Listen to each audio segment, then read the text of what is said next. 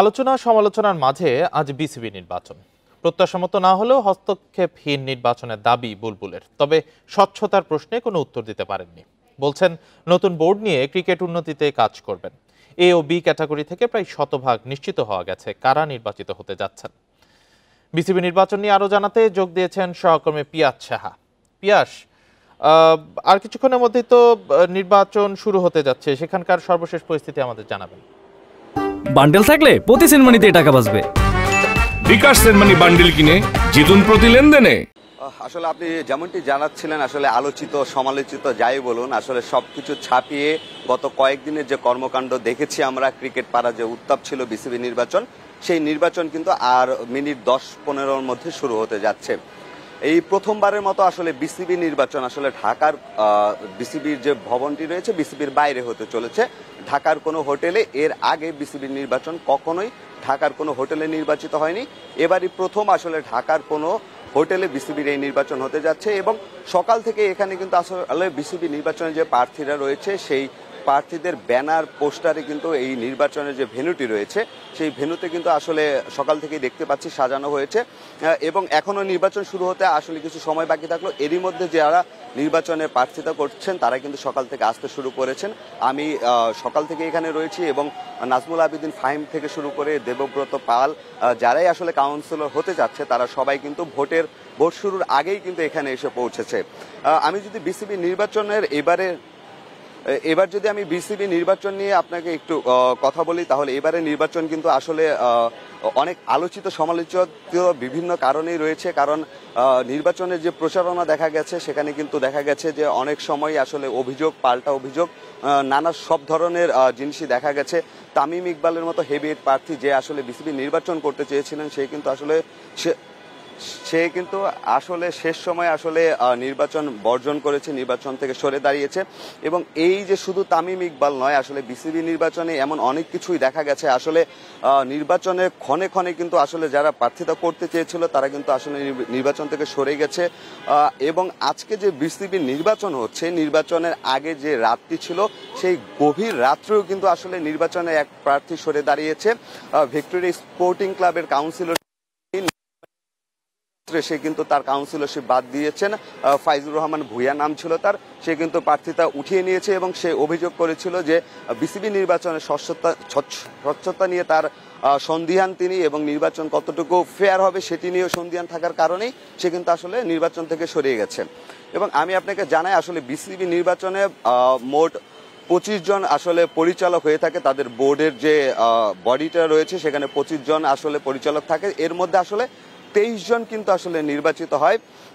সেই নির্বাচনটি এখানে হচ্ছে এবং দেখতে পাচ্ছি ক্যামেরায় হয়তো সকাল থেকেই কিন্তু আসলে নির্বাচনের যে ভেন্যুটি রয়েছে সেখানে কিন্তু আসলে গণমাধ্যম কর্মী থেকে আইন শৃঙ্খলা বাহিনী বলুন, আসলে সবাই কিন্তু তৎপর। এবং বিসিবির যারা নির্বাচনে অংশগ্রহণ করবে তারাও কিন্তু সকাল থেকে আসে। এবং ভোটারের কথা যদি বলি, হয়তো ক্যামেরায় দেখতে পাচ্ছেন আসলে কিছু কিছু ভোটারও কিন্তু আসলে উপস্থিত হয়েছেন, কারণ ভোট শুরু হতে আর খুব বেশি সময় নেই, মিনিট 20 মতো রয়েছে। এবং বিসিবির আসলে মোট ভোটারের সংখ্যা রয়েছে, এবার আমি যদি আপনাকে জানাই তাহলে 191 জন ভোটার রয়েছে। আসলে 191 জন আসলে 3 ক্যাটাগরিতে ভোট দিবে আসলে এবার। তো এইখানে ভোট গ্রহণ চলবে সকাল 10টা থেকে বিকাল 4টা পর্যন্ত।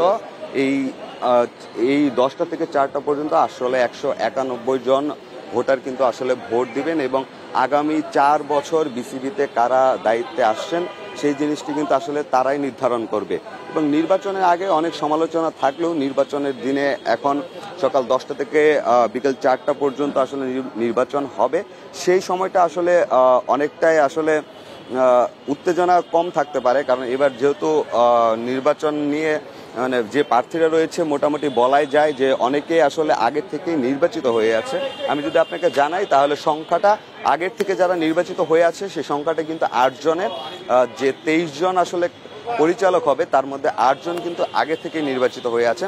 এবং এখানেও এরপরও কিন্তু আসলে বিসিবি নির্বাচন নিয়ে আসলে আগ্রহ কারো কম নেই। সকাল থেকে আসলে গণমাধ্যম কর্মীরা আসলে নির্বাচন কাভার করতে এসেছেন এবং দেখতে পাচ্ছেন এখানে যারা আসছে সবাইকে কিন্তু আসলে নির্বাচনের যে কার্ড রয়েছে সেই কার্ড সাংবাদিক থেকে শুরু করে যারা ভোটার প্রার্থী রয়েছে এবং যারা পরিচালক হওয়ার পদে দাঁড়িয়েছেন তাদের সবাইকে দেওয়া হচ্ছে।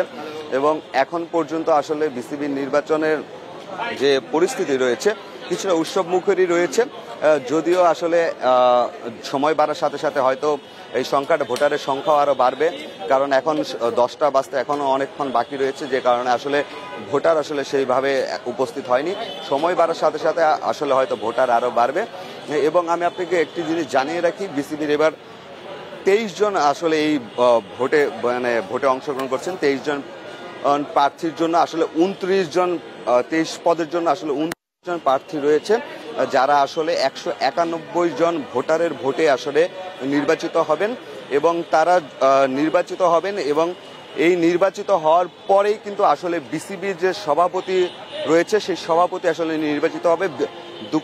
বিকাল 4টা পর্যন্ত নির্বাচন হওয়ার পরে আসলে এই 23 জন যে কাউন্সিলর পরিচালক পাওয়া যাবে আসলে তারাই কিন্তু আজকে রাত্রের মধ্যেই নির্বাচিত করবে আসলে বিসিবির সভাপতি কে হতে যাচ্ছে।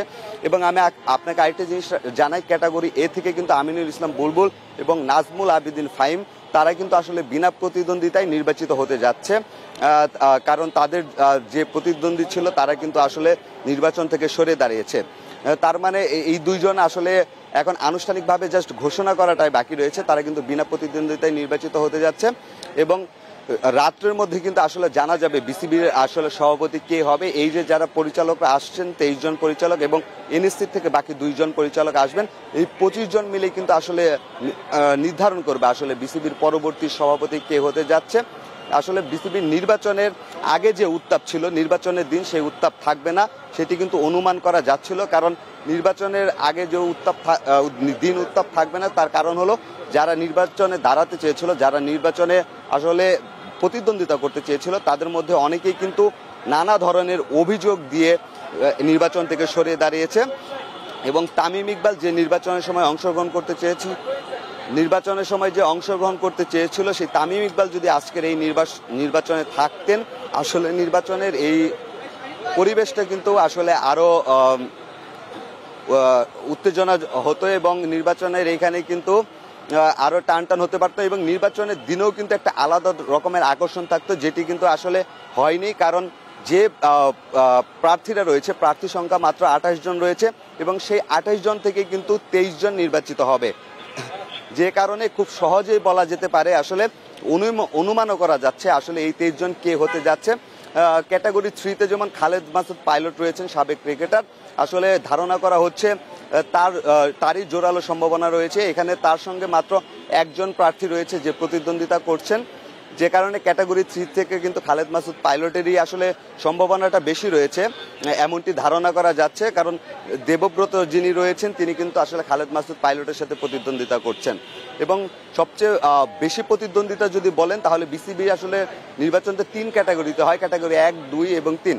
ক্যাটাগরি 2-এ আসলে ক্লাবগুলো থেকে নির্বাচন হয়, সেই ক্লাবগুলো নির্বাচনে আসলে কিছুটা হলেও প্রতিদ্বন্দ্বিতা দেখা যাবে, কারণ সেখানে আসলে প্রার্থীর সংখ্যা একটু বেশি এবং সেখানে 12 পদের জন্য আসলে 16 জন প্রার্থী দাঁড়িয়েছে।